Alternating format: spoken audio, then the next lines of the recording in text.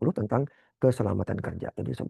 Jadi sebelum kita melakukan, pekerjaan di lapangan, ya kita harus mengidentifikasikan bahaya-bahaya yang sekiranya itu terjadi, ya, terjadi. Ya, sehingga nanti, bahaya tersebut bisa kita antisipasi, ya, dan juga bisa kita kendalikan, ya, sehingga tidak mengenai diri kita. Kenapa? Karena kalau sudah terjadi, ya, sudah terkandung gitu ya. Nah, ini justru merugikan kita semua, merugikan perusahaan ya dan sebagainya. Lanjut. Ya, ini adalah bagian dari implementasi K3 ya di PP 50 tahun 2012 di mana pengujian ini merupakan bagian dari kebijakan perencanaan, pelaksanaan, pemantauan dan evaluasi. Nah, survei dan pengujian K3 ini termasuk tahap pemantauan dan evaluasi ya. Kalau kita merujuk pada SMK3 ya, PP 50 tahun, 2012 ya. Oke, lanjut. Ya, identifikasi bahaya, ada bahaya fisika, kimia, biologi, ergonomi, psikososial ya. Nah, dengan cara metode observasi di lapangan dan wawancara, checklist ya, HIRATS gitu ya. Nah, ini tentu saja akan membuat kita lebih waspada ya. Jangan sampai itu terjadi kejadian, nah nanti kita semua yang akan rugi ya. Oke, next.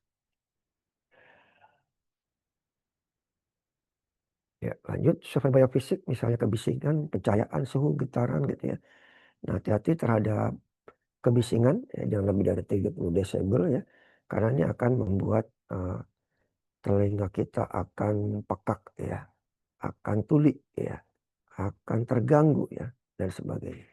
Juga pencahayaan ya harus cukup ya, misalnya sekitar 200 lux ya, 250 lux lah, jangan terlalu eee, kuat cahayanya nanti akan menyebabkan silau, tapi jangan terlalu lemah nanti akan membuat kita, bekerja keras otot-otot mata kita sehingga bisa mata kita cenderung cepat lelah dan juga, menjadi, eee, miope ya atau minus gitu ya.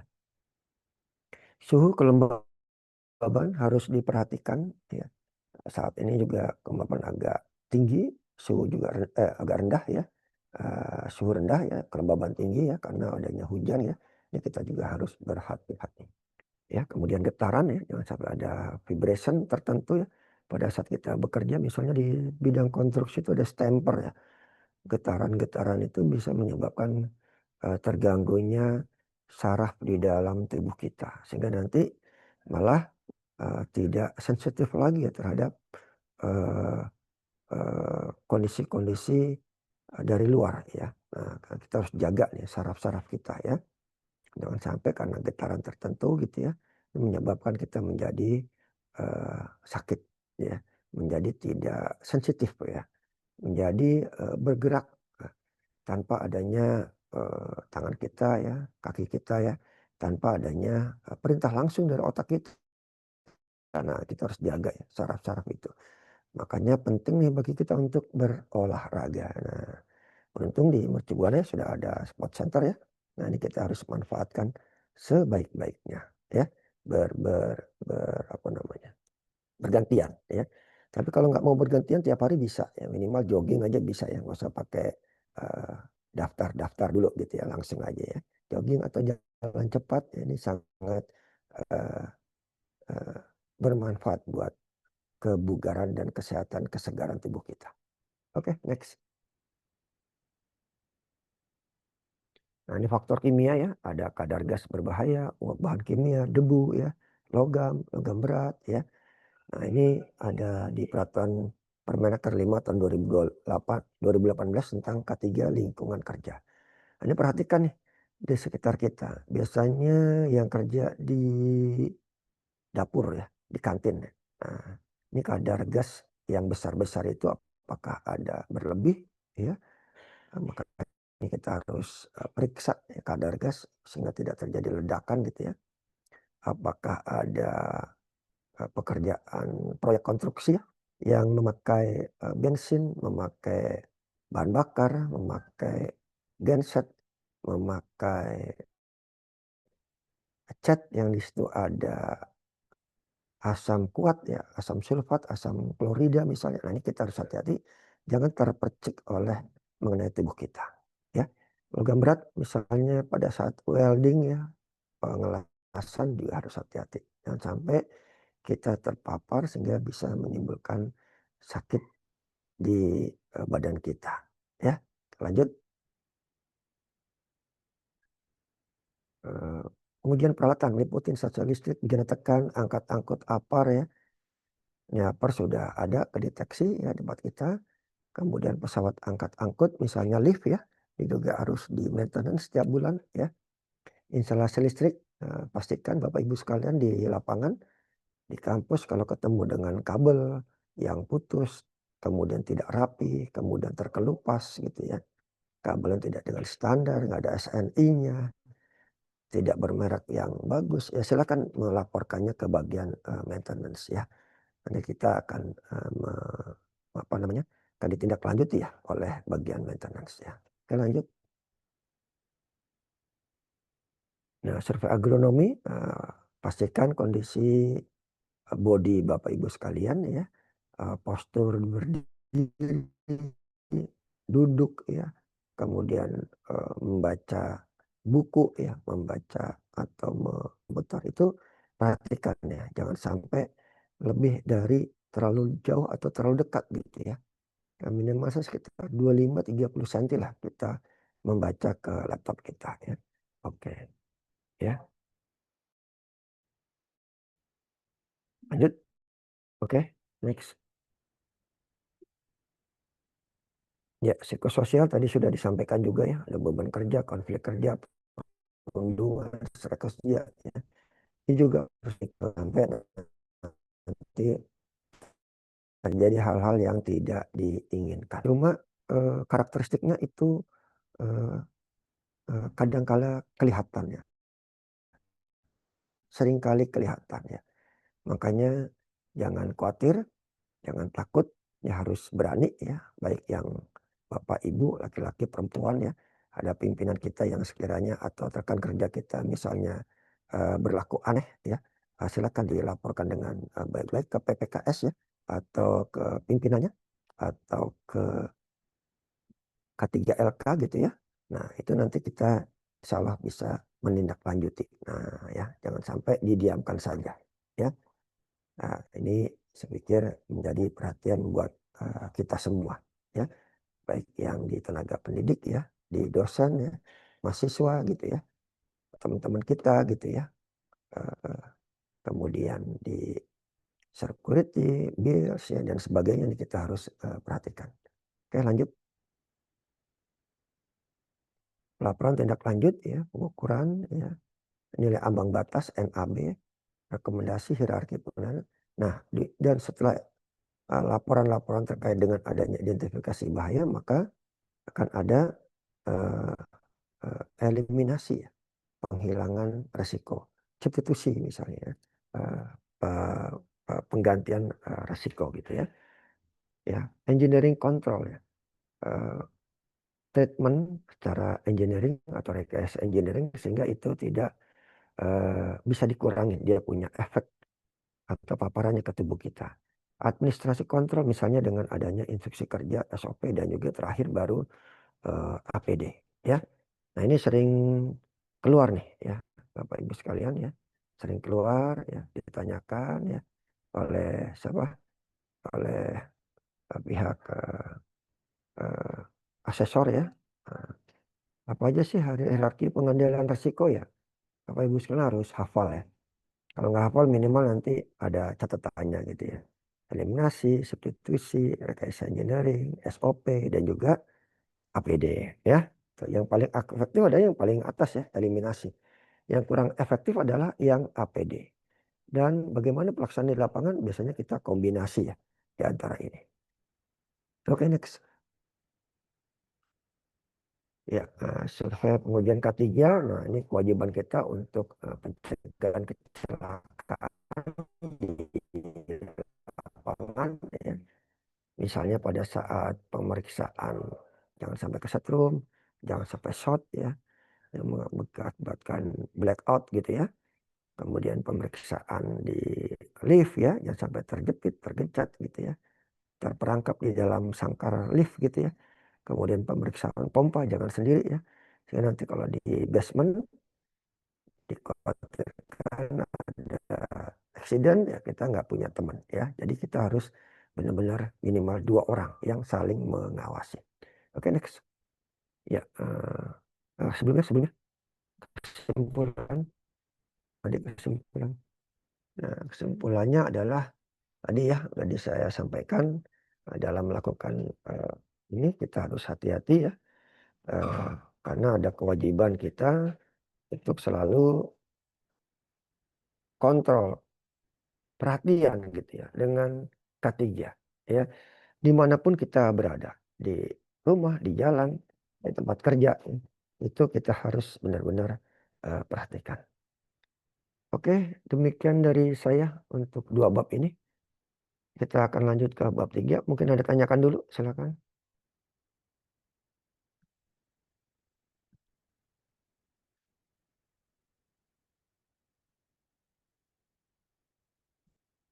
Ya.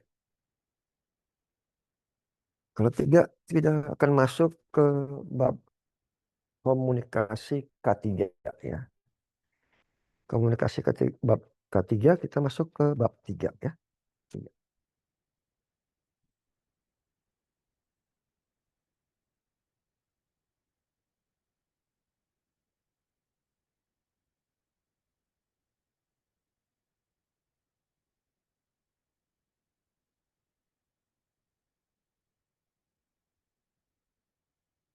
Oke, kita masuk ke komunikasi K3 ya, bab 3.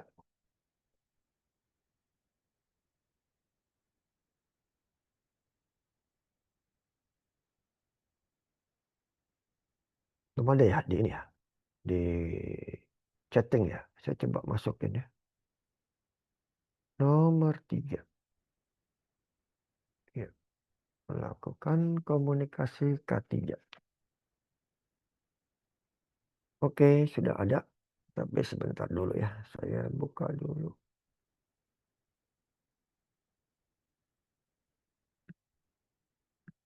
Saya coba masukin di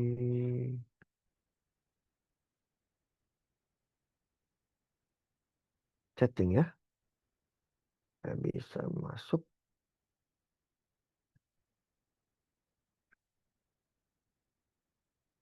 Nah, tuh.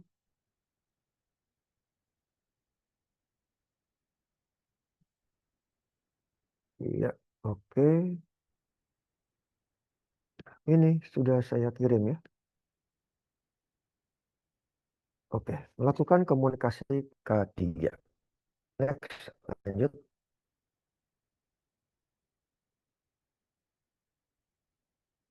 Ya, kita masuk ke bab 3 ya. Dari 5 bab ya yang akan kita progreskan.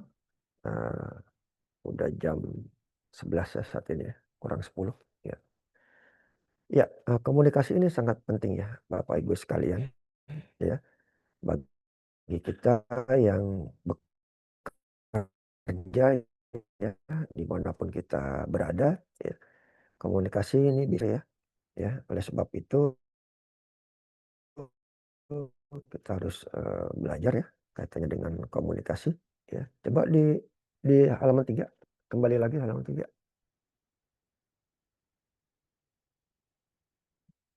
Halaman 3 ya. Nah,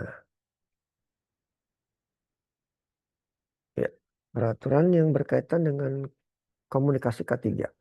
Ada Undang-Undang Nomor 1 Tahun 1970 ya, Undang-Undang Nomor 11 Tahun 2020 ya, kemudian Undang-Undang 13 2003 ya, ini semuanya berhubungan dengan komunikasi. Membuat undang-undang pun itu juga disebut dengan komunikasi. Komunikasi sendiri ada yang lisan, ada tulisan, ya, ada verbal, ada non verbal ya. Kalau orang ahli komunikasi ya, ini paham nih ya.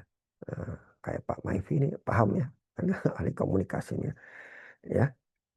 Nah, eh, dimanapun kita berada, komunikasi itu selalu kita lakukan. Ya, komunikasi itu bukan hanya bicara saja ya, tapi sekali lagi komunikasi itu berhubungan dengan bagaimana kita eh, berkontak ya, melakukan komunikasi dengan verbal, dengan orang lain. Ada yang komunikator, dia sebut pelaku komunikasi. Ada komunikan, ya, dia adalah lawan komunikasi kita, ya. Nah, di tengah-tengahnya itu ada media. Nah, kadang-kadang ada interupsi, interupsi, ada gangguan. Dan juga ada feedback ya, kalau udah kita berbicara dengan komunikan, komunikan menanggapin, nah nanggapin itu disebut dengan feedback ya. Oke, lanjut. Ya, komunikasi di Permen PPR 10 tahun 2021 pasal 10 itu disebutkan dokumen keselamatan konstruksi ya. Nah, ini adalah menginformasikan sedikitnya berkaitan dengan peralatan, material, biaya, kompetensi, kepedulian, komunikasi dan informasi terdokumentasi. Nah, komunikasi ini bisa jadi lisan, tulisan, dokumen ya dan sebagainya. Ya, di halaman lampiran SMKK, ya, Sistem Manajemen Keselamatan Konstruksi. Di halaman 43 ada juga komunikasi. Ya, jadi seringkali kata-kata komunikasi ini disebutkan ya di peraturan-peraturan berkaitan dengan K3 ya. Dan seringkali komunikasi ini ada di unit kompetensi ya. Makanya penting bagi kita untuk melakukan komunikasi dari waktu ke waktu ya.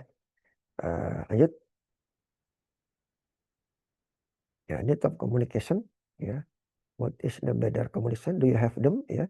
Nah, ada komunikasi active learning ya, non-verbal, clarity, friendliness, confidence ya. Nah, ini adalah bentuk kemampuan komunikasi kita ya. Ada orang yang suka bicara terus ya tanpa mempedulikan orang lain gitu ya. Nah, ini juga komunikasinya nggak bagus gitu ya.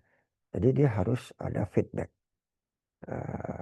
Kayak tadi misalnya ada pertanyaan, ada tanggapan, ya itu contoh kita meminta feedback ya.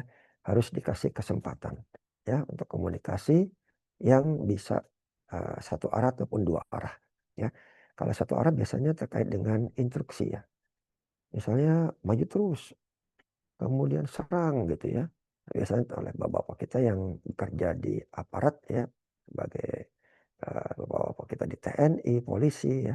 Nah, itu komunikasinya sebagian itu adalah kebanyakan di satu arah gitu ya.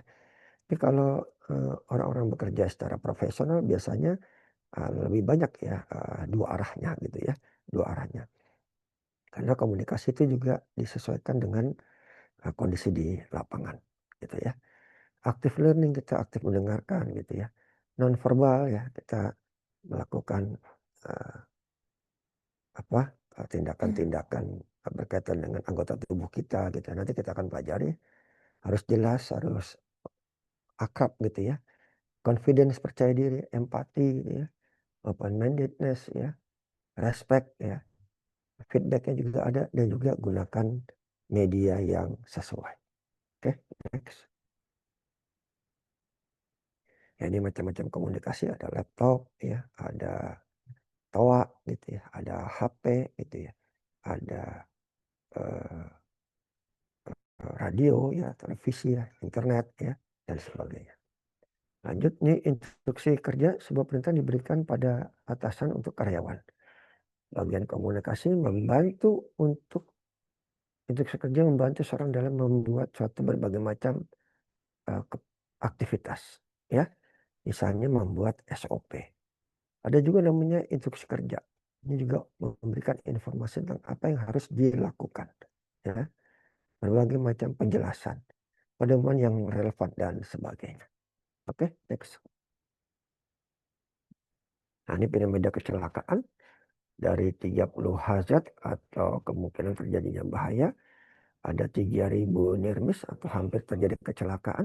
10%-nya lagi atau 300 itu recordable injuries. Jadi kecelakaan yang tercatatkan. Dan 30 yang mayor, ya, yang besar, yang parah, ya. Satu kematian atau fatal atau uh, double uh, cacat, ya, cacat permanen, itu bisa disebut dengan fatal. Nah, ini kita harus hati-hati, ya. Jangan sampai ini terjadi. Kalau terjadi udah kelewat, wah repot kita semuanya, ya. Dimanapun kita berada. Ya, next. Ya, ini tadi saya bilang ya, proses komunikasi, ya. Ada komunikator, ya, ada komunikan, ya. Oh, dia ngerti, makanya uh, begitu dia komunikasi ada pesan, ada saluran, ada komunikan, dia ngasih feedback, dia menyatakan oh dia mengerti apa yang saya sampaikan.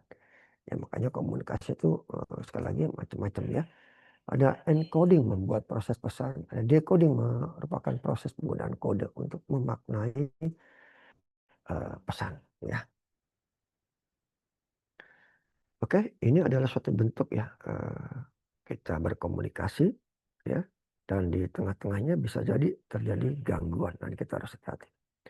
Oke, next. Ya, 70% waktu manusia digunakan untuk komunikasi tuh, ya. Ada membaca, menulis, mendengar, presentasi, berbicara, ya, membaca WA, gitu, membaca pesan, membuat report, laporan, cetakan, print out, ya, ya, dan sebagainya. Nah, itu adalah kegiatan berkomunikasi. Ya, lanjut. Ya, tujuan komunikasi adalah untuk dapat dimengerti oleh lawan bicara kita, ya, atau komunikan. Orang bisa paham, ya. Kita juga bisa melakukan persuasif, ya. Bertujuan untuk menggerakkan orang lain. Oke, next. Ya, sebagai informasi, sebagai kendali, sebagai motivasi. Informasi misalnya di mading, ya, majalah dinding. Di TV LED misalnya. Nah, itu, ya. Kemudian sebagai kontrol, bagaimana kita mengontrol para anggota atau orang lain. Nah, misalnya dengan memberikan uh, instruksi kerja, SOP itu kan kontrol, ya, kendali. Nah, kemudian struktur organisasi itu kan ditulis, ya. Nah, itu kan merupakan suatu kendali, kontrol dari atasan atasan kita, gitu, ya. Lanjut kemudian motivasi, ya. Motivasi bagaimana di dalam suatu komunikasi kita memotivasi orang kita, teman kita, kolega, sahabat, ayah, ibu, orang tua, keluarga, gitu, ya. Anak-anak, gitu, ya. Bagaimana kita bisa memotivasi lawan bicara kita supaya lebih semangat, ya, supaya lebih passionnya tuh ada, gitu, ya, supaya lebih rajin, gitu, ya, supaya lebih waspada, gitu, jangan sampai terjadi kecelakaan. Okay, next. Ya, unsur komunikasi ada sumbernya, ya, yang dijadikan bahan penyampaian pesan, ya. Ada komunikator, orang yang pertama menyampaikan pesan. Ada komunikan, orang yang menerima pesan. Oke, next. Ya, pesan itu bisa bersifat informatif, ya, hanya sekedar menyampaikan, tidak ada sesuatu yang lebih dalam lagi, gitu, ya. Ada yang persuasif, menyampaikan tapi merayu, ya, merayu supaya orang itu menjadi berubah pendiriannya atau sikapnya, gitu, ya, terhadap komunikator melakukan usaha untuk mengubah perilaku atau keputusannya terhadap komunikan, gitu, ya. Nah, ini perubahan ini terjadi perubahan yang tidak dipaksakan, melainkan perubahan yang kehendak diri sendiri karena persuasif, ya, merayu, mendekati, me, me, mengusahakan agar dia mengikut apa yang kita inginkan, gitu, ya. Ada lagi koersif, ya. Ini bersifat memaksa, misalnya instruksi, misalnya komando. Ya, ini adalah bersifat memaksa dan bila tidak dilakukan maka ada sanksi saki yang akan menekan komunikan, ya. Oke, lanjut. Ya, saluran medianya apa saja, terus efeknya adalah hasil akhir dari komunikasi berupa personal opinion, public opinion, majority opinion, ya, dan sebagainya. Lanjut. Ya, komunikasi, pengiriman dan penerimaan pesan dan berita antara dua orang atau lebih sehingga dapat dipahami. Konsultasi juga ya, tapi itu lebih arahnya bertukar pikiran dan juga untuk mendapatkan kesimpulan sebaik-baiknya. Oke, next. Ya, komunikasi secara lisan misalnya di dalam K3 ada safety talk, safety morning, toolbox meeting, HSM meeting, safety induction ya, dan sebagainya. Secara tertulis ada spanduk, rambu, banner, sign K3 ya, ya pengumuman, mading, TV, ya, LED, ya, internet ya, dan sebagainya. Oke, next.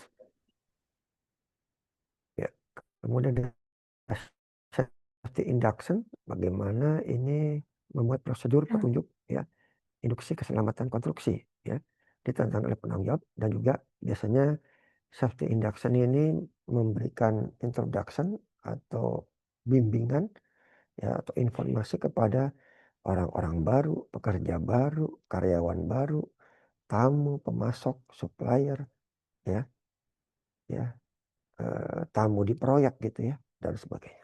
Supaya apa?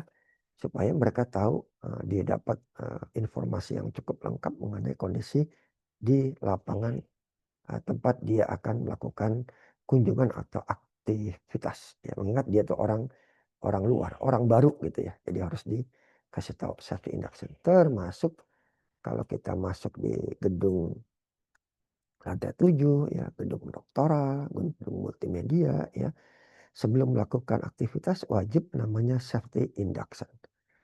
Ya, kayak gimana tuh Pak? Ya kayak misalnya informasi mengenai kondisi gedung ya, di lantai berapa, kemudian tanda untuk exit way gitu ya, ya emergency lamp ya, ya kemudian posisi apar di mana ya, kemudian api ringan gitu ya, dan bila terjadi fire atau gempa apa yang Anda harus lakukan ya. Informasi jangan gunakan lift bisa terjadi kebakaran ya, ya jangan berdesak-desakan gitu ya. Bila terjadi asap di terjadi fire, Anda baiknya tengkurap, merangkak, berjalan perlahan ya, karena asap lebih ringan ya. Jadi dia tercenderung ada di atas. Ya, sedangkan di bawah kita bisa masih menghidup udara yang bersih. Oke, lanjut. Ya, safety morning biasanya tiap pagi kita berikan induksi tentang kondisi pekerjaan ya, kepada pekerja mengenai masalah-masalah K3, tips-tips K3 ya, atau bagaimana cara-cara untuk melakukan persiapan-persiapan sebelum melakukan pekerjaan di lapangan ya, biasanya di bidang konstruksi ya, di bidang manufaktur ya, dan sebagainya. Oke, lanjut. Toolbox meeting sama dengan safety morning ya, cuma dia arahnya lebih terbatas pada kelompok-kelompok kerja. Berbicara secara ringkas mengenai prosedur atau petunjuk kerja yang berkaitan dengan uh, proyek, aktivitas di lapangan, dan juga K3 ya. Lanjut. Ya, ini simak ya. Hati-hati dengan slip, trips, fall, electricity safety, personal protective, walking at height, walking ketinggian ya. Juga hati-hati dengan bekerja di ruang terbatas atau confined space ya. Confined space misalnya di basement ya, di pompa house ya, rumah pompa ya, ya, dan sebagainya. Oke, next. Ya, ya, kontraksi safety meeting juga bersama ya, ini kaitannya dengan kerja, petunjuk kerja, rapat keselamatan konstruksi. Oke, next. Ya, ini ada suatu strategi stop, call, and wait ya. Kalau bisa terjadi near miss atau hampir terjadi kecelakaan. Nah, kita harus hati-hati. Stop pekerjaan kita, kontak orang yang berkompeten untuk meminta bantuan, dan tunggu. Kita jangan melakukan pekerjaan apa-apa karena khawatir makin memperparah keadaan. Oke, next. Ya, SOC, observation card, contoh hasil adaptasi ya. Bagaimana kita membuat SOC, safety observation card. Ya, jadi kalau ada sesuatu yang sekiranya membahayakan ya kita bisa laporkan itu dengan segera ya, baik melewati SOC atau WA atau WA grup ya dan sebagainya. Oke, next. Ya, SSA ini adalah sertifikat survei untuk membantu Anda menentukan jumlah bahan desain ukuran terkait dengan K3 di tempat kerja dan juga cara pemasangannya. Oke, next. Nah, ini peraturan komunikasi K3. Jadi K3 sekali lagi bukan hanya lisan saja ya, tapi juga tulisan. Nah, ini tentu adalah program komunikasi. Bagaimana kita pernah nggak induksi keselamatan? Pernah nggak pertemuan pagi hari, pertemuan kelompok kerja, rapat keselamatan, HSE, papan pengumuman ya, dan sebagainya. Ya, ini harus kita kerjakan. Walaupun di tempat yang terbatas, walaupun di kantor, walaupun di proyek-proyek ya, itu sesekali harus kita sampaikan ya komunikasi ini. Apalagi kalau safety morning ya kerjaan di proyek ya, itu biasanya tiap pagi mereka laksanakan dan itu menjadi makanan sehari-hari. Oke, lanjut. Oke, cukup dari saya. Udah tiga, kita akan lanjut ke bab 4. Ya, silakan bila ada yang mau ditanyakan. Ya, ya, kita lanjut ke bab 4 itu pengukuran potensi bahaya. Bukan pengukuran potensi bahaya. Ya. Nah, kita coba masukin PDF-nya dulu ya. Udah dapat ya, kita akan masukin ke grup atau chatting ya, chatting ya. Oke, nah ini chatting, kita coba klik ya. Ya, bab 4 ya. Yuk, kita kirim. Oke, sudah saya kirim ya. Ya, ini adalah unit kompetensi yang akan kita pelajari. Kita progres dari waktu ke waktu. Sudah sampai bab 4. Saya nanti sampai bab 5 ya. Sedangkan untuk 6, 7, 8, 9 nanti akan diteruskan oleh Pak Dr. Samsul ya. Oke, kita masuk di bab 4 dengan judul kompetensi adalah pengukuran bahaya atau pengukuran potensi bahaya di tempat kerja. Oke, lanjut. Nah, ya lanjut.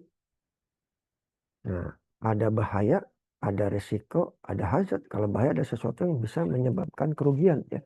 Kalau resiko adalah sesuatu yang tidak pasti ya, sesuatu yang tidak pasti. Nah, makanya kita harus bijak memanfaatkan atau menggunakan teori resiko ini ya. Biasanya di dalam statistik itu namanya probability ya, atau kemungkinan terjadinya sesuatu.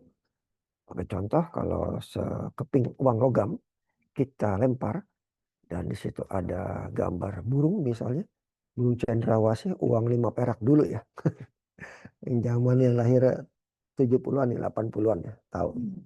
Uang 5 perak ya, 70-an ya, 60-an ya. Uang 5 perak itu ada gambar burung dan juga gambar angka. Atau di rumah gadang, uang 100 perak tuh ya. Itu juga bagus tuh ya. Ya, atau 1000 perak tuh ya. Ada gambar yang warna kuning ya, kelapa sawit ya. Itu harganya mahal sekarang ya. Kalau ada dipegang aja tuh, jangan digunakan transaksi ya. Karena nilai aktualnya lebih besar ya dibandingkan nilai intrinstiknya ya. Nilai tertulisnya. Sebab perak bisa jadi lebih mahal di situ ya. Nilai aktualnya ya. Karena ada tembaga, ada ukiran, ada sejarah, ada filosofi, ada desain, ada histori, ada keunikan sendiri. Nah itu kalau kita lempar itu mata uang, keluarnya terjadinya probabilitas munculnya angka itu adalah setengah atau 50%. Munculnya rumah gadang ya itu adalah 50%. Nah, itu contoh probability. Nah, resiko adalah berkaitan dengan keadaan yang tidak pasti ya. Bisa A, bisa B, ya. Bisa mungkin tidak keduanya ya. Karena kebetulan nancapnya tuh di tempat yang agak lembek, jadi tidak ke kiri, tidak ke kanan ya. Tidak ke A, tidak ke B ya. Tidak ke set 1, tidak ke set 2 ya. Tapi berdiri tegak. Nah, itu beda lagi. Saya jadi ya, ada 3 kemungkinan gitu ya. Tapi kalau ditaruh di lantai ya kemungkinan itu kecil ya, kecil sekali. Oke, kita lanjut. Next. Nah, kemudian ya next.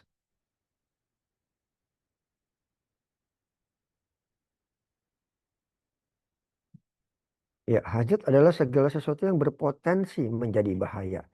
Kalau bahaya adalah sesuatu yang menimbulkan kerugian, ya.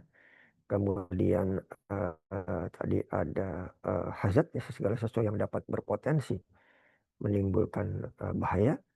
Kalau resiko adalah tadi sesuatu yang berkaitan dengan apa, sesuatu yang tidak pasti, ya, sesuatu yang tidak pasti. Oke, kalau sekali lagi jadi hazard adalah sesuatu yang berpotensi menimbulkan bahaya. Jadi harus dibedakan ya antara bahaya, apa tadi, resiko, ya resiko dan juga hazard, ya. Bahaya, resiko dan juga hazard. Sedangkan hazard adalah sesuatu potensi, sesuatu yang dapat menjadi potensi ya, sesuatu yang berpotensi yang menjadi bahaya, bahkan bisa menjadi accident atau insiden. Potensi ya menjadi bahaya. Itu namanya hazard. Nah, ini Anda harus pahamin dan juga mungkin harus hafal, kadang juga ditanyakan ya. Pak kalau nggak hafal gimana ya udah tulis ya. Nanti kalau ditanyakan bisa membacanya ya. Nah, seperti itu. Lanjut. Identifikasi bahaya berdasarkan dari penetapan pengendaliannya. Nah, ini ada aktivitas, ada infrastruktur, ada perubahan, ada rancangan ya. Nah, ini kita bisa lihat identifikasi ya, ya hal yang berkaitan dengan kondisi ini. Ya, kalau aktivitas rutin, non rutin, personil, bahaya yang terjadi manusia ya. Hati-hati karena ini bisa menjadikan ini bisa dijadikan identifikasi bahaya yang akan kita temui di lapangan. Ya, dari mana? Dari aktivitasnya, infrastrukturnya, perubahannya, rancangannya ya dan sebagainya. Oke, next. Nah, ini contoh penerapan HIRATS ya. HIRATS ya. Di situ ada hazard identification, risk assessment, determinant control ya. Jadi hazard itu adalah identifikasi bahaya, penilaian risiko dan penetapan pengendalian. Oke, next. Ya, ini tadi HIRATS ya. Oke, next. Nah, ini hazard identification, risk assessment dan determinant control. Oke, next. Jadi itu berkaitan dengan identifikasi bahaya, penilaian risiko, penetapan pengendalian ya dan juga determinasi kontrol atau uh, pengawasan ya, pengawasan di lapangan. Oke, penetapan pengendalian. Oke, lanjut.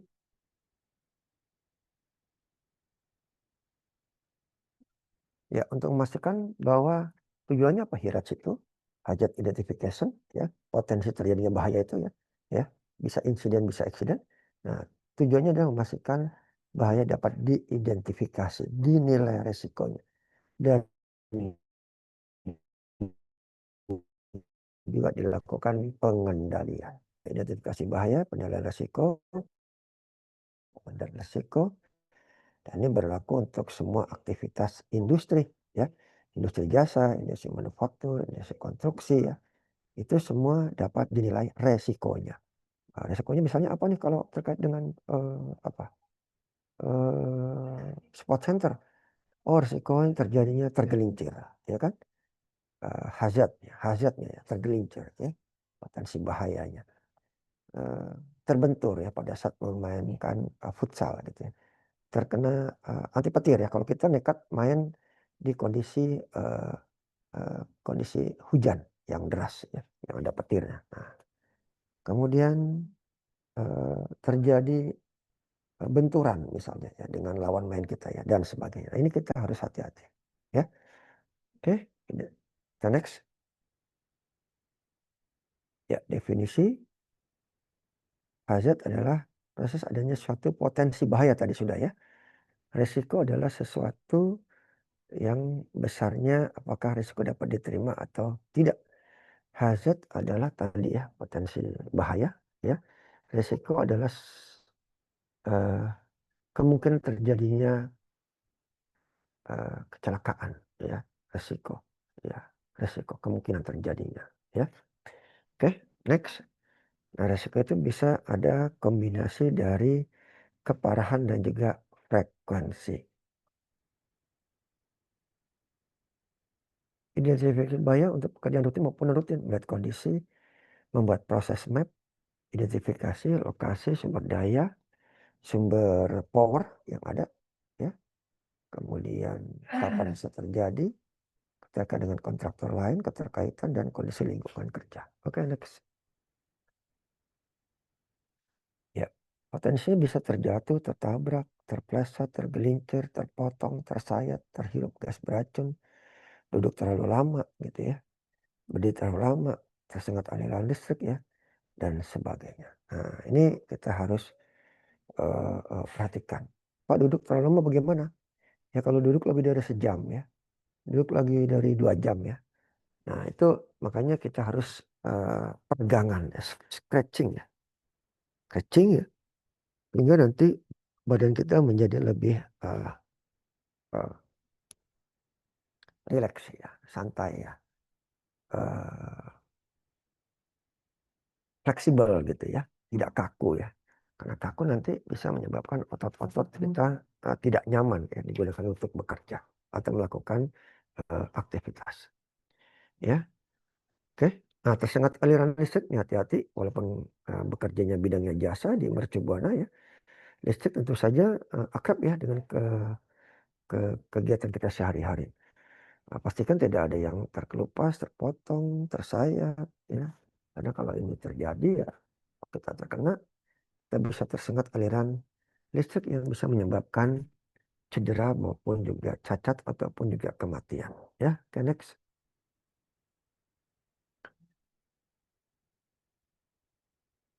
Ya, bahaya dikelompokkan menjadi beberapa bagian ya. Bahaya fisika, kimia, ergonomi ya, kemudian biologi ya dan sebagainya. Radiasi, ya, psikologi ya, itu juga ada ya. Bekerja di ketinggian, kalau Anda takut dengan fobia ketinggian, jangan bekerja di situ ya. Karena orang bekerja di ketinggian ada keinginan untuk eh, meratap atau bersembunyi atau tidak mau bergerak ya. Yang kedua adalah gugup ya, gugup, gemetar gitu ya. Yang ketiga ini paling berbahaya ya, yaitu dia ingin meloncat ya seperti misalnya Superman atau seperti itu burung gitu ya. Dia ingin meloncat ke bawah. Nah, ini juga salah satu hati-hati jika ada rasan-rasan sedikit seperti itu Anda harus jauhi ya. Jauhi dan Anda tidak cocok di bekerja di ketinggian. Pak, bisa nggak disembuhkan ya? Kita harus ke psikolog ya. Mudah-mudahan bisa ya, karena itu juga sebenarnya kebiasaan kita ya. Tapi kalau memang ada arahnya ke sana ya sebaiknya kita bekerja yang safety saja. Misalnya bekerja sebagai admin core project ya, lantai 1 saja gitu ya dan sebagainya. Oke, psikologi juga tadi psychological hazard ini harus hati-hati dimanapun kita bekerja, di kontraktor, di proyek konstruksi, di manufaktur, di keuangan, di jasa, di pendidikan, di kampus ya. Itu yang namanya psikososial itu kita harus waspada dan jangan coba-coba kita lakukan perbuatan yang eh, PMH namanya kalau kata orang perdata itu perbuatan melawan hukum gitu ya. Nah, itu jangan sampai itu terjadi. Oke, lanjut. Risiko terjadi korban jiwa, cacat, patah, sakit, hilang, cedera, kerusakan ya, dan sebagainya. Lanjut. Ya, penilaian risiko ada kemungkinan, ada keparahan, mungkin namanya probability, keparahan ada namanya severity. Nanti kita kalikan ya, kita kombinasikan ya. Dan baru nanti namanya ada penilaian risiko. Lanjut. Next. Ya. 1 sampai 5, kalau 1 itu kadang-kadang, 2 sering, ya, 3 sedang, ya, 1 jarang, 2 kadang-kadang, 3 sedang, 4 mungkin dan sering terjadi, 5 adalah selalu atau hampir pasti terjadi. Oke, next. Keparahan misalnya 1 sampai 5 tidak ada risiko luka ringan, ya, luka berat, ya, dan sebagainya gitu ya. Ya, kecelakaan fatal, nomor 5 ada kematian, ya, atau kecelakaan fatal ganda. Kita lanjut. Nah, risiko adalah kemungkinan kali keparahan. Ada risiko sedang, rendah, signifikan, dan tinggi. Kalau rendah mungkin bisa kita sedikit abaikan ya, walaupun kita tetap harus waspada ya. Tapi kalau sudah sedang, signifikan, tinggi, wah ini kita harus benar-benar mewaspadai ya, agar jangan sampai ini terjadi oleh diri kita, teman kita, keluarga kita, masyarakat ya, dan sebagainya. Ya, oke lanjut. Ya, sangat tinggi. Nah, ini ada yang merah, ada yang juga yang orange. Ya, yang merah yang menunjukkan risiko yang tinggi, yang orange juga, yang kuning itu agak tinggi, yang hijau ini sedang, yang biru ini adalah rendah.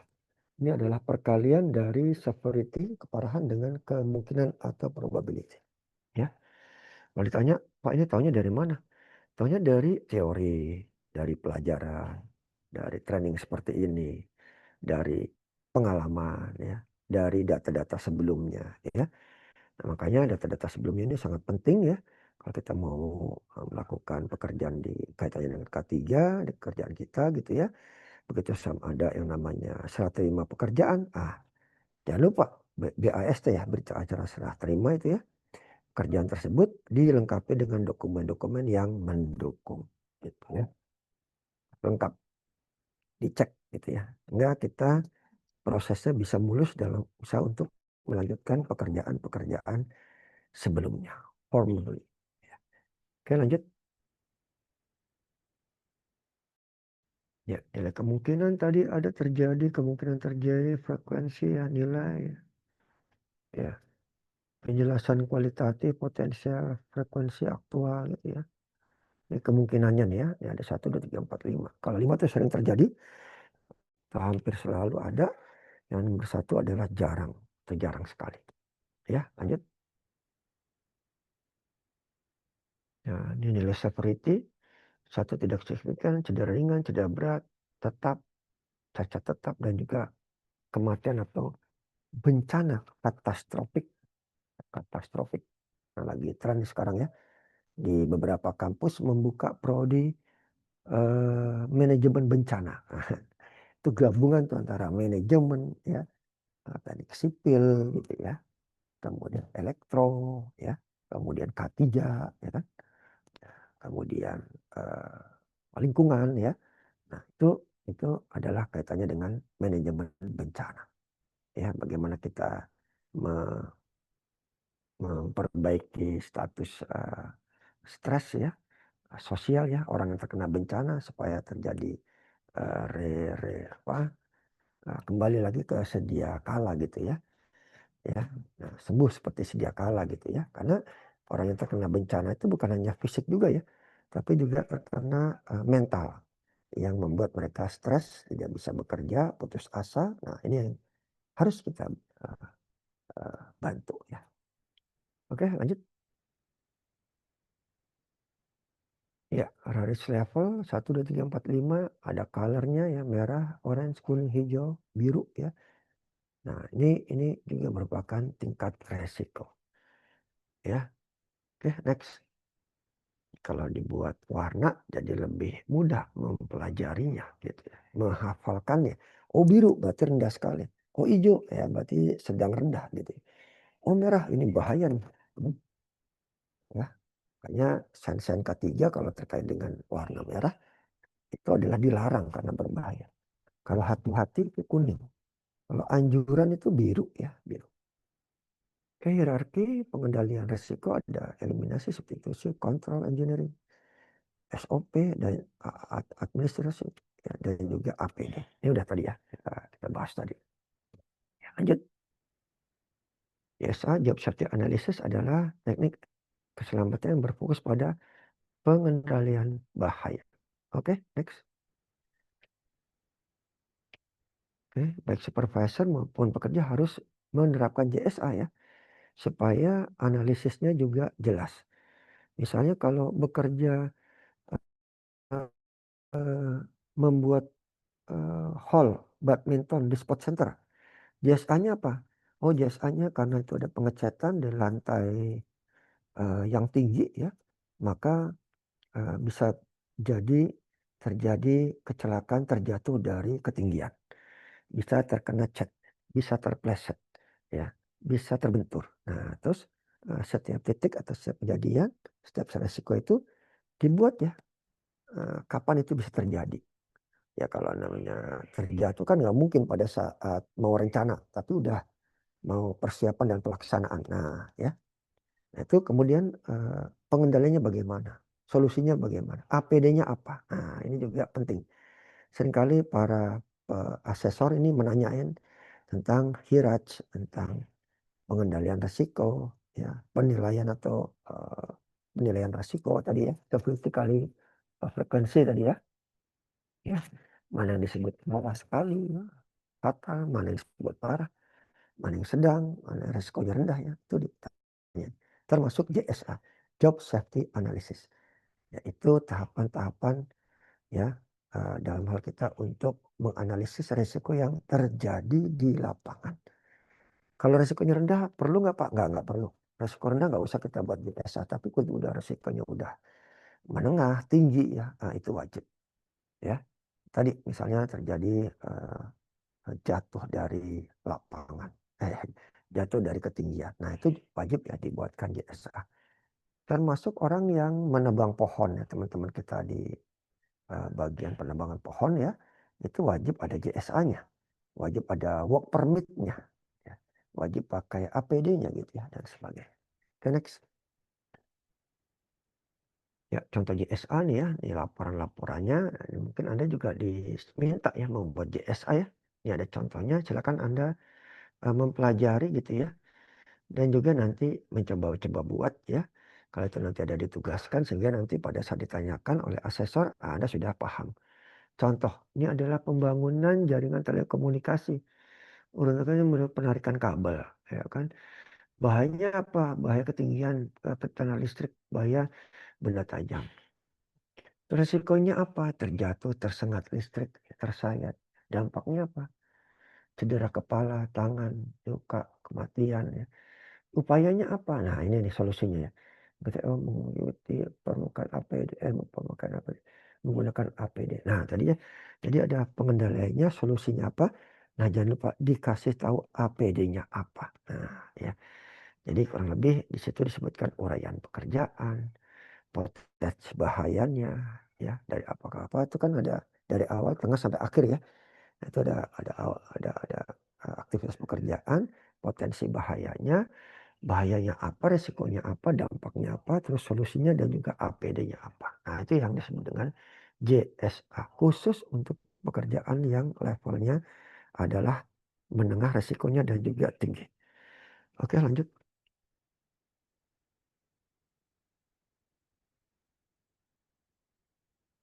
Bapak, kalau JSA saya sebagai admin atau bagian komputer, bagaimana nih Pak? Ya juga wajib kita buat JSA. Misalnya Bapak Ibu sekalian pada saat mengoperasikan PC kita gitu ya. Yang pertama adalah menghidupkan apa? Power gitu ya. Yang kedua adalah eh, memasukkan apa? Mengeklik Windows misalnya gitu ya. Yang ketiga kita mengetik ya. Yang keempat memperhatikan, menganalisis gitu ya. Dan yang kelima adalah selesai kita kemudian menutup close, jangan lupa mematikan power. Nah, Itu memang ada JSA-nya ada. Jangan disangka itu nggak ada JSA-nya. JSA-nya kan yang menengah aja Pak. Itu termasuk menengah. Contohnya apa? Uh, mata kita ya. Kalau terlalu dekat nanti akan menyebabkan miop atau rabun ya. Menyebabkan resiko saraf kita terganggu ya di mata ya. Mata ini kan penting sekali ya. Ya. Nah, oleh sebab itu solusinya apa? Misalnya duduk yang ergonomis ya. Kemudian memperhatikan jarak baca dengan laptop atau PC kita gitu ya. Atau JSA juga terkait dengan kabel-kabel ya. Jangan sampai ada terkelupas karena terkelupas itu juga akan bisa menyebabkan apa? Terjadinya sengatan listrik. Ah itu ya. Jadi JSA itu bukan hanya yang teknisi aja di lapangan, tapi di bagian administrasi ada juga ya. JSA yang levelnya menengah sampai tinggi. Apalagi Pak, ya bisa aja pada saat kita jalan ya terjadi terpleset ya, terbentur ya. Dan sebagainya. Nah, kita harus perhatikan gitu. Ya. Oke, lanjut. Terima kasih. Udah jam setengah 12. Ada pertanyaan, silakan kita masuk ke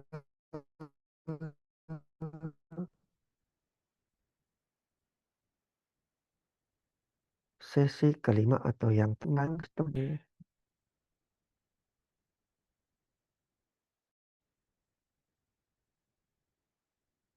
Ya, ini sudah ada merancang sistem darurat ya.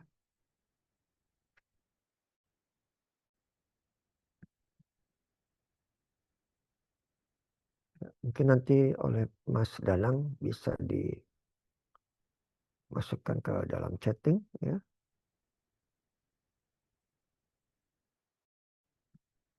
Oh ya, ini sudah ada ya. Oke, saya masukin ke PDF-nya dulu. Ya, kemudian saya masukin ke Zoom ya. Ya, saya masukin ke file ya. Oke, PDF-nya saya kirim 5 megabyte ya. Saya kirim. Oke. Ya, lanjut merancang sistem tanggap darurat. Next. Oke. Ya, nomor 5 ya. Ulang tindakan tanggap darurat. Next. Oke. Lanjut. Ya, lanjut. Ya, definisinya apa? Serangkaian perencanaan kalau terjadi darurat. Daruratnya apa Pak? Kalau di kampus misalnya terjadi banjir, kebakaran, gempa, jatuh, ya, kemudian demo misalnya dan sebagainya. Nah ini hati-hati karena bisa terjadinya dampak buruk yang ditimbulkannya. Ya oleh sebab itu kita perlu mengantisipasi. Oke next.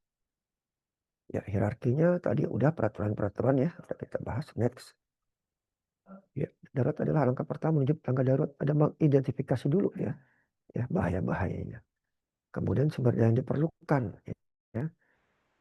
Daya internal, eksternal ya. Jadi kondisi darurat ini kita harus uh, kendalikan ya, dalam keadaan darurat dengan kontrol yang proaktif seperti mengurangi sumber pengabdian. Oke, next. Ya, buat rencana tanggap darurat, komunikasikan dengan dan pekerja, evaluasi ya. Kalau bila terjadi tanggap darurat, ini adalah step-step terjadinya bila kita mau mengantisipasi kondisi darurat. Oke, next. Ya, contoh tanggap darurat di bidang konstruksi misalnya ya. Ya. Nah, ini ada undang-undang yang berkaitan dengan ini ya. Nomor 2 2017, 11 tahun 2020. 1 nomor 70 tentang keselamatan kerja dan sebagainya. Ya. Nah, oleh sebab itu kita juga harus mengantisipasi ya bila terjadi kondisi darurat. Oleh sebab itu, Bapak Ibu sekalian, untuk mencegah terjadinya apa? Kebakaran misalnya, kan bahwa kita semua PC ya semua laptop kita matikan pada saat kita mau meninggalkan, lampu kita matikan, saklar kita matikan, turn off ya, switch off ya. AC kita matikan supaya hemat energi ya, tidak boros dalam hal pengeluaran listrik. Dan juga pastikan dicek sekali atau 2 kali lagi sebelum meninggalkan tempat kerja kita. Oke, lanjut. Next. Ya, umum sederhana ya, ini prosedur tindakan terencana, latihan atau evakuasi. Jangan lupa disiapkan APAR, P3K, bencana, risiko. Sehingga risikonya adalah minimal. Ya, oke, lanjut. Next.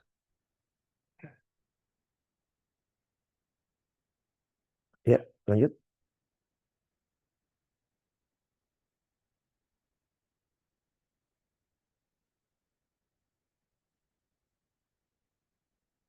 Ya, lanjut. Bisa ya? Nah, ini skema pembuatan. Pertama, identifikasi dulu ya, risk assessment, upaya minimalisasi risiko ya. Ya. Dan akhirnya kita menyusun prosedur tanggap darurat. Ini ada namanya evaluasi kegiatan. Ada namanya emergency drill. Emergency drill artinya pelatihan ya. Pelatihan terhadap tanggap darurat. Misalnya kita pernah melakukan pelatihan penggunaan APAR. Ya, APAR. Kemudian pelatihan bagaimana kita mengoperasikan hidran ya di gedung tower misalnya atau di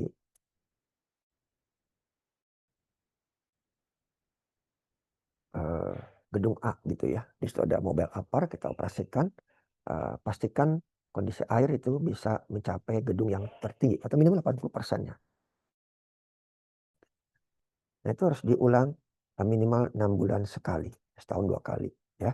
Sehingga dengan demikian kita sudah terbiasa melakukan pekerjaan antisipasi terhadap bencana ini. Oke, lanjut.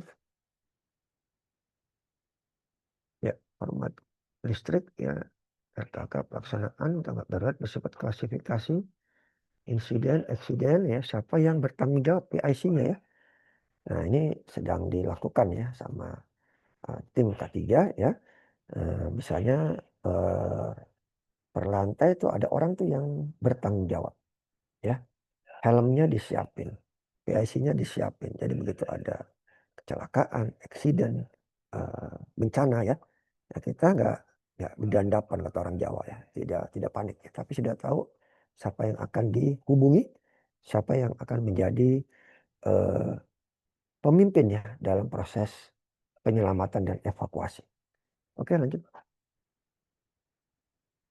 Ya, daftar prosedur instruksi kerja, membuat instruksi ya, terkait dengan penerapan SMKK. SMKK apa sih Pak? Sistem Manajemen Keselamatan Konstruksi.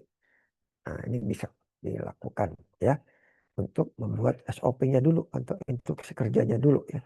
Sehingga begitu terjadi atau mau melakukan aktivitas itu kita tinggal melihat SOP-nya. Jadi tidak perlu berpikir atau mempelajari terlalu lama. Oke, next. Nah, ini mekanisme organisasi, sumber daya ya, next. Ya, kepedulian ya, komunikasi ya, next. Ya, pengelolaan kesehatan, pengelolaan lingkungan. Oke, lanjut, next. Nah, ini flow penanganan keadaan darurat ya. Bagaimana bila terjadi kondisi darurat ya, dengan memantau situasi ya, memberitahu petugas K3 ya, memantau kondisi situasi ya, kemudian pencarian ya bila terjadi orang hilang gitu ya. Nah, pekerja ini harus mencukupi. Makanya sebaiknya di gedung-gedung itu ada PIC ya kalau misalnya terjadi kondisi darurat. Nah, ini kita akan segera realisasikan ya, insya Allah. Lanjut.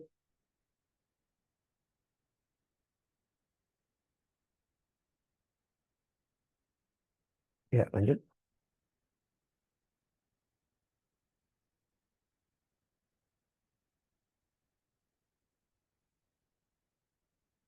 Ya. Kondisi darurat tadi. Ya, nah, bentar.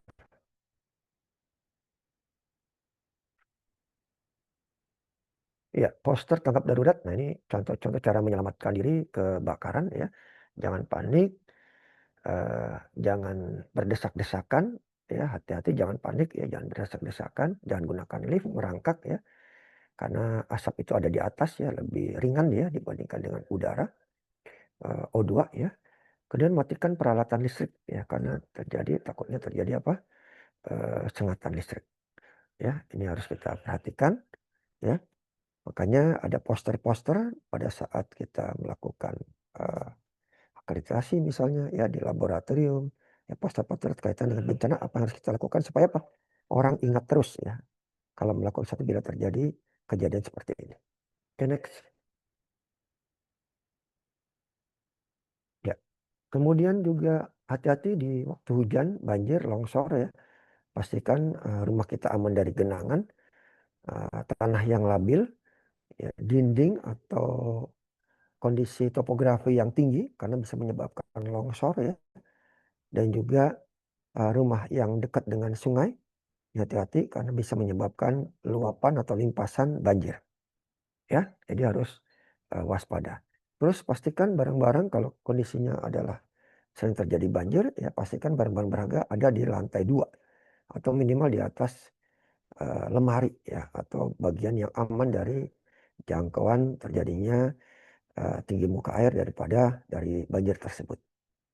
Ya, pastikan hati-hati kelistrikan ya sampai tersengat ya. Matikan aliran listrik bila terjadi banjir ya, dan juga mengungsi di tempat yang aman ya. Karena pada saat banjir biasanya banyak terjadi penyakit ya yang akan bisa mengenai anggota keluarga kita. Oke, kemudian jangan lupa kotak P3K harus ada ya di rumah ya, di tempat tinggal kita gitu ya. Di tempat saya tuh ada kotak P3K, ada APAR ya. APAR juga cukup murah ya kalau kita beli ya. Cuma 200 ribuan ya, nggak sampai 200 ribu yang 3 kilo ya. Yang ABCD, A itu wood, B itu solar atau BBM ya. C itu untuk mematikan kelistrikan ya. Ya. Kalau D itu untuk mematikan kebakaran akibat metal ya. Biasanya ABC, kalau D agak mahal ya. Ada lagi L ya. Kalau Anda mempunyai mobil listrik, jangan lupa memiliki APAR kodenya L, lithium, untuk mematikan terjadinya kebakaran akibat burn atau kebakaran dari baterai ya, baterai. Oke, next. Safety card-nya ya.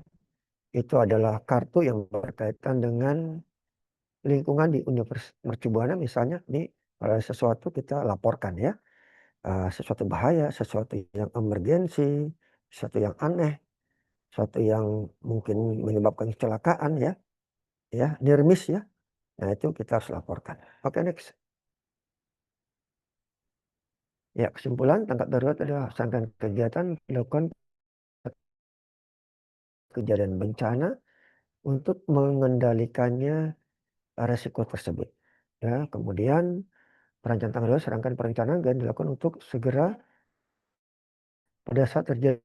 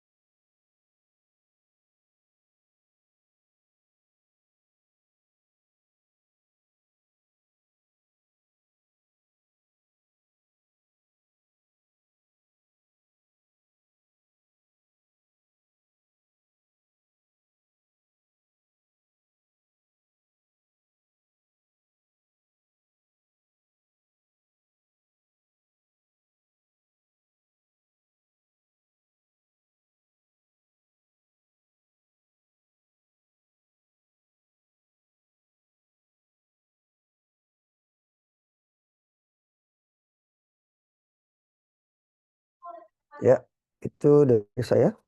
Terima kasih ya. Mohon maaf tadi terputus. Kita kembalikan ke Mas Danang. Mau ada yang ditanyakan, silakan.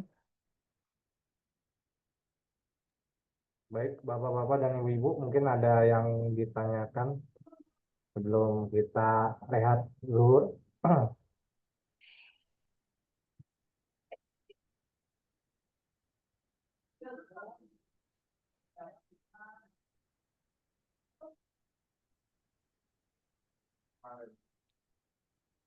Ya, eh, mungkin bisa melanjutkan yang tadi Mas Danang cara pengisian apel 01 ya, 02 ya. Ya, ya baik, Pak.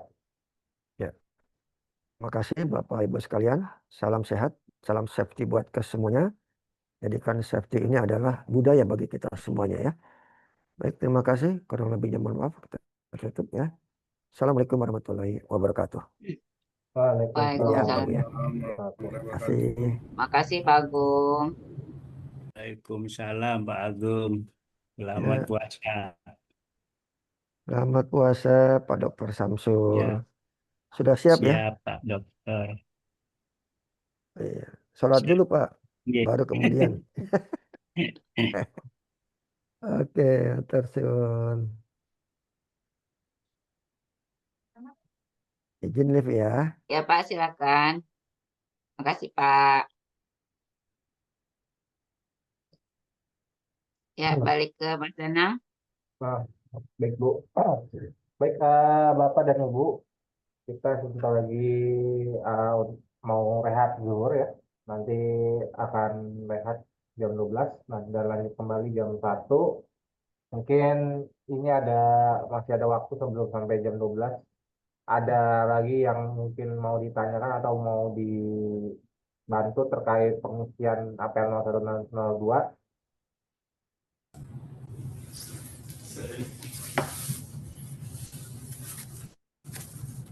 Ya, silakan Bapak Ibu semua yang tadi sudah otak-atik untuk registrasi. Jika terkendala, boleh disampaikan ke Mas Danang.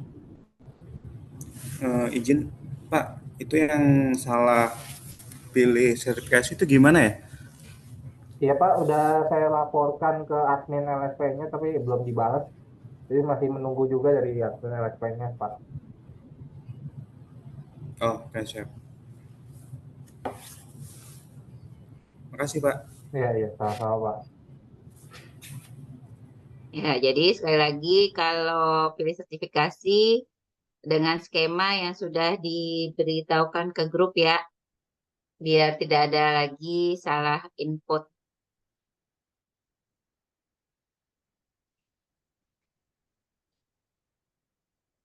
Nah, skemanya ada tulisannya petugas kesehatan kerja ya. Jadi pilih itu, nah, terus pilih sertifikasi ya.